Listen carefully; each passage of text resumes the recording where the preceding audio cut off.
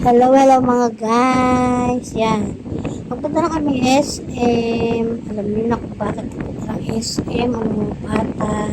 Tapos namin kumuha ng ng mga bata, scholar. Yan.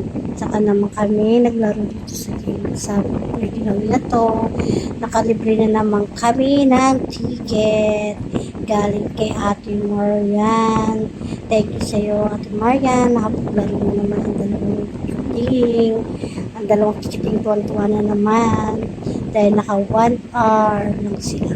Isang oras din sila naglaro. Kala ko nga ba't sawa, hindi naman pala na kasi may oras na ang kanilang paglalaro.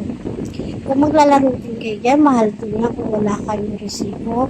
Pero may resibo kami, kaya yun nakapaglaro at nalibre nga kami ng Ate Marian. Thank you sa iyo.